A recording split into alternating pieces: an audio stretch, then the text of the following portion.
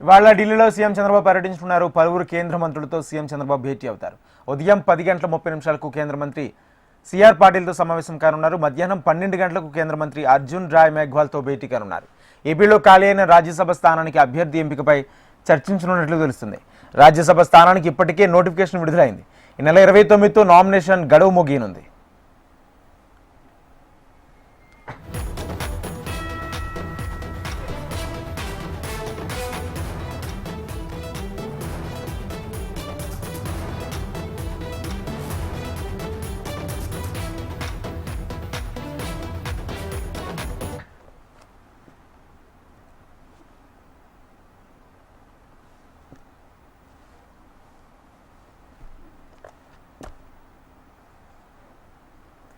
ఇవాళ ఢిల్లీలో సీఎం చంద్రబాబు పర్యటించనున్నారు. పలువురు కేంద్ర మంత్రులతో సీఎం చంద్రబాబు భేటీ అవుతారు. ఉదయం 10:30 కేంద్ర మంత్రి సిఆర్ పాటిల్తో సమావేశం కానున్నారు. మధ్యాహ్నం 12 గంటలకు కేంద్ర మంత్రి అర్జున్ రాయ్ మేఘ్వాల్తో భేటీ కానున్నారు. ఏపీలో ఖాళీ అయిన రాజ్యసభ స్థానానికి అభ్యర్థి ఎంపికపై చర్చించనున్నట్లు తెలుస్తుంది. రాజ్యసభ స్థానానికి ఇప్పటికే నోటిఫికేషన్ విడుదలైంది. నెల 29తో నామినేషన్ గడువు ముగియనుంది.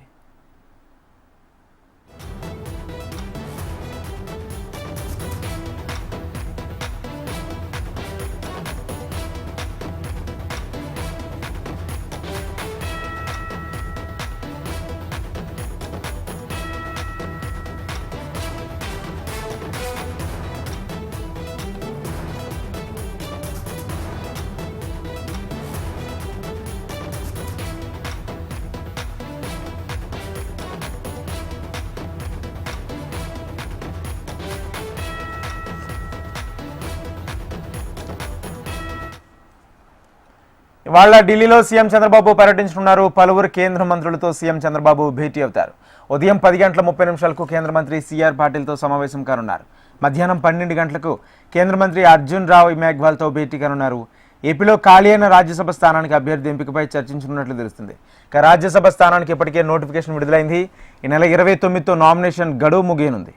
ఇదే అంశానికి సంబంధించి పూర్తి సమాచారం మా ప్రతినిధి హరికిషన్ అందిస్తారు. హరికిషన్,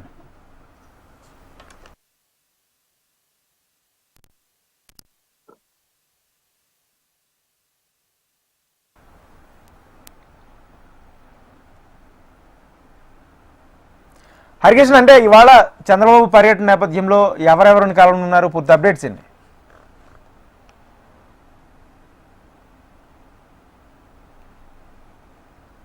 రైట్, మొత్తంగా ఇవాళ ఢిల్లీలో సీఎం చంద్రబాబు పర్యటించనున్నారు. పలువురు కేంద్ర మంత్రులతో సీఎం చంద్రబాబు భేటీ అవుతారు. ఉదయం 10:30 కేంద్ర మంత్రి సిఆర్ పాటిల్తో సమావేశం కానున్నారు. మధ్యాహ్నం 12 గంటలకు కేంద్ర మంత్రి అర్జున్ రాయ్ మేఘ్వాల్తో భేటీ కానున్నారు.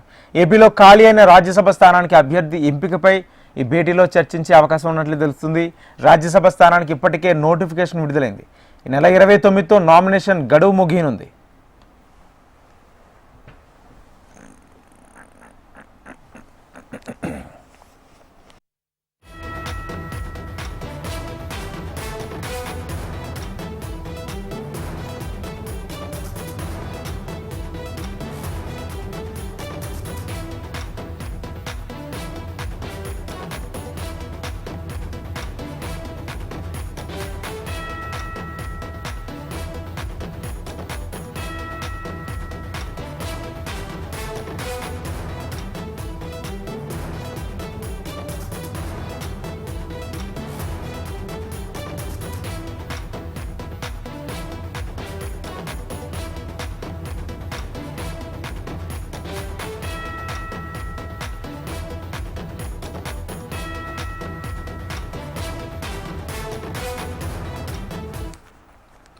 ఇవాళ ఢిల్లీలో సీఎం చంద్రబాబు పర్యటించనున్నారు. సీఎం చంద్రబాబు పర్యటన నేపథ్యంలో పలువురు కేంద్ర మంత్రులతో భేటీ అయ్యే అవకాశం ఉంది. ఏపీలో ఖాళీ అయిన రాజ్యసభ స్థానానికి సంబంధించి అభ్యర్థి ఎంపికపై భేటీలో చర్చకు వచ్చే అవకాశం కనిపిస్తుంది. ఇదే అంశానికి సంబంధించి పూర్తి సమాచారం మా ప్రతినిధి హరికిషన్ అందిస్తారు. హరికిషన్. Thank you Rajendra.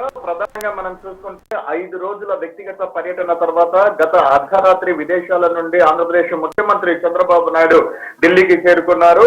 రాత్రి తన అధికారిక నివాసం అయినటువంటి వన్ జనపదిలో ఆయన బస చేశారు. ఈ రోజు ఉదయం నుంచి కూడా ఆయన ఢిల్లీలో పూర్తిగా బిజీగా గడపనున్నారు. కేంద్ర మంత్రులతో కూడా కలవనున్నారు. ప్రధానంగా కేంద్ర జలశక్తి శాఖ మంత్రితో పాటు అలాగే కేంద్ర న్యాయ శాఖ మంత్రితో కూడా ఆయన భేటీ కాబోతున్నారు. మధ్యాహ్నం నుంచి కూడా కేంద్ర హోంశాఖ మంత్రి అమిత్ షాతో కూడా భేటీ కాబోతున్నట్లు కూడా తెలుస్తోంది. అయితే ఇటు ఆంధ్రప్రదేశ్ ప్రభుత్వం ప్రతిష్టాత్మకంగా తీసుకున్నటువంటి పోలవరం నుంచి బనకచెర్ల హెడ్ రెగ్యులేటర్ కి సంబంధించినటువంటి ఏదైతే కెనాల్ 80,000 కోట్ల రూపాయలతో దీన్ని ప్రతిపాదించి ప్రణాళికలు సిద్ధం చేసి దీనికి జలహారతి అనేటటువంటి ఒక కార్పొరేషన్ ఏర్పాటు చేసి పబ్లిక్ ప్రైవేట్ భాగస్వామ్యంతో తలపెట్టినటువంటి ఈ భారీ ప్రాజెక్టుకు సంబంధించి పూర్తి వివరాలను ప్రస్తుతం కేంద్ర జలశక్తి శాఖ మంత్రితో డిస్కషన్ చేసేటటువంటి అవకాశం ఉందని కూడా భావిస్తున్నారు. ఈ నేపథ్యంలోనే ఉదయం 10 గంటలకు సిఆర్ పాటిల్ తో కూడా భేటీ కాబోతున్నారు ముఖ్యమంత్రి చంద్రబాబు నాయుడు.